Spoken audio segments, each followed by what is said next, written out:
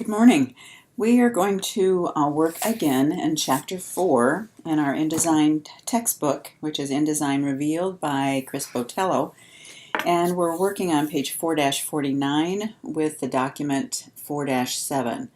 First step is to do File and Save As, and we're going to save this as Autoflow. We're going to be working with flowing text into our text frames, which is very integral part of what we do in InDesign, so it's an important lesson. If you look at the page, or look at each page in the document, I'm going to go over to our Pages panel, you'll see that other than the text frame that holds the headline on page 1, there are no text frames in the document, and you can see that through the Pages panel. And again, remember, my double clicking for some reason isn't working, so I have to go through the either scroll through or go to the bottom left hand page to get to the page number that we want to look at. And again, no text boxes. Alright, so we are going to go to the selection tool, which is V if you're looking on for a quick key. And then you want to double click the page 1 icon on the Pages panel. Again, that's making the assumption that yours works, whereas mine is not. But you can also, again, scroll to or put the number in the lower left-hand corner of your document window. We are going to go to File on the menu bar. We're going to click Place, and we're going to look for Windmill Text and click Open. And you'll see that my cursor, and yours will as well as if you're working with me, drags it, will change to a loaded text icon, which means that it, when you look at it, you'll see that there is obviously some kind of text in the waiting to be placed in the document. And we're going to drag a text frame in the position shown in figure 87, or you'll see it on my screen in just a moment. So I'm going to click here at this green guide, and then I'm going to click and drag down to the, which is the magenta colored margin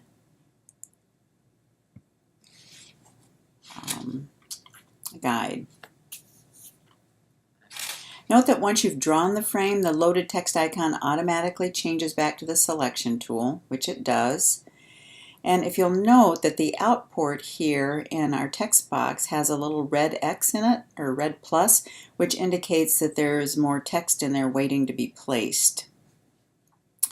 So we are going to click the output. And then you'll see again my text becomes, or my pointer becomes a loaded text icon. And we want to go to the right column.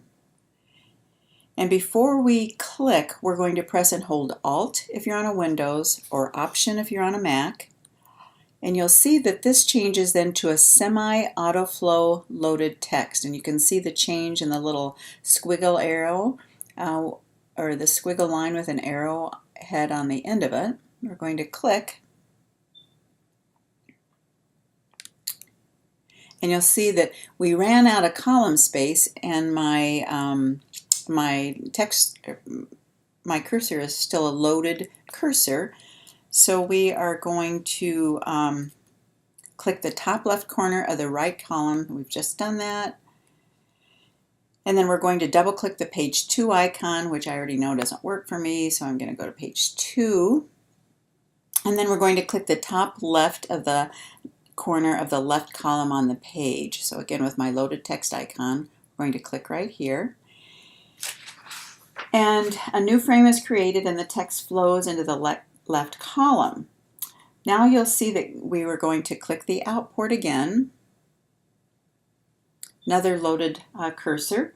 We're going to position the pointer over the right column on page 2.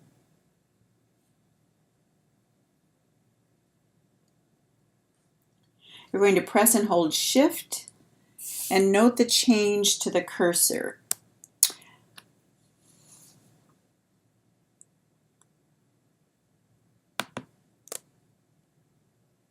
And because we were pressing Shift, InDesign created text frames within the column guides on all the subsequent pages. InDesign has added new pages to the document to accommodate the auto flow. And how nice is that, right?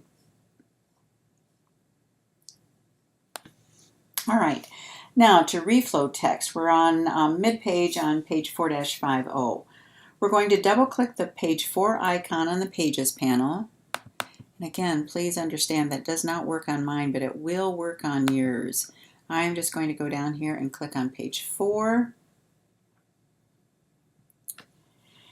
We're going to create a horizontal guide at 5.875 inches. So I'm going to click and drag this down.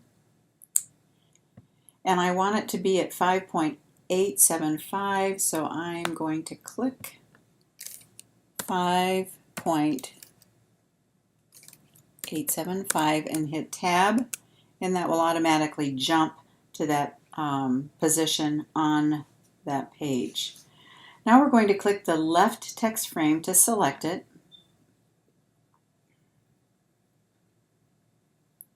And we're going to drag the bottom middle handle of the text frame's bounding box up until it snaps to the guide.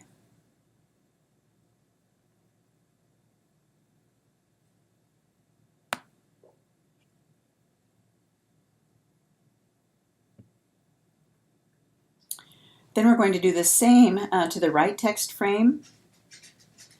Select it, and then click and drag this up. Please try to drag it straight.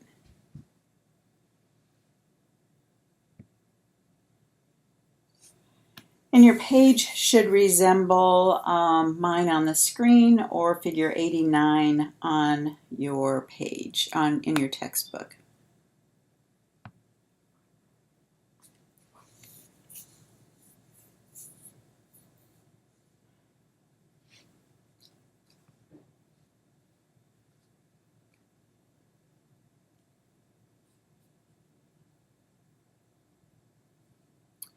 All right, now we're going to go to pages 2, 3 on the Pages panel.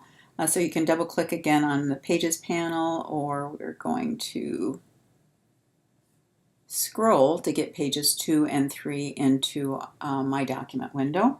And then we're going to go to View on the menu bar. We're going to point to Extras. And we're going to click Show Text Threads. And then we are going to click the right text frame on page 2.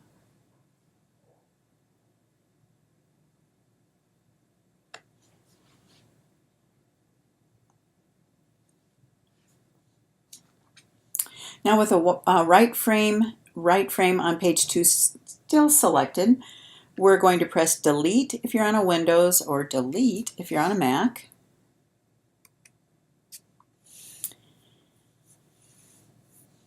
And then we're going to click the text frame remaining on page 2.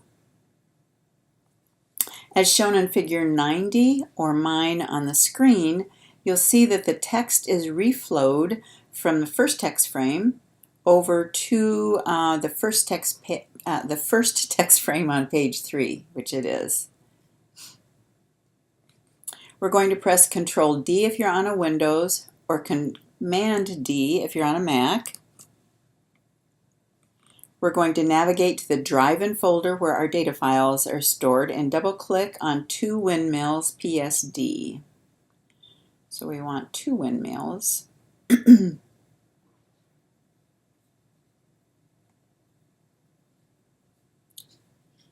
Which should be right in front of my face, right? Probably is. Here it is. And then we're going to either double click or open, which I just did the open. We're going to click the top left corner of the right column on page 2.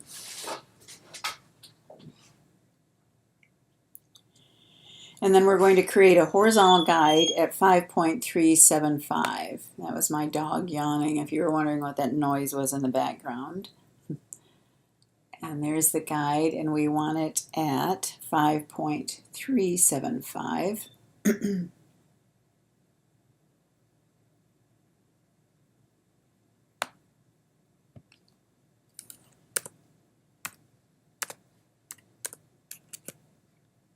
Oh, I'm going to undo that because I also, not only did I have a guide chosen, but I also had my text frame selected, and I don't want to do that. So I'm going to again select my guide. Wondered why that X was showing a measurement in. That was why. 5.375 and hit Tab. And then we're going to click the text frame on page 2 and click the outport.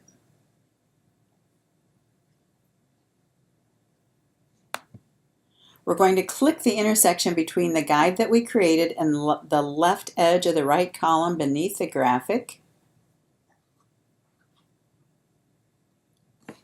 And as shown in figure 91 or mine on the screen, the text is now threaded through the new text frame. All right, and I think I'm going to pause here and I'll be back in a few moments.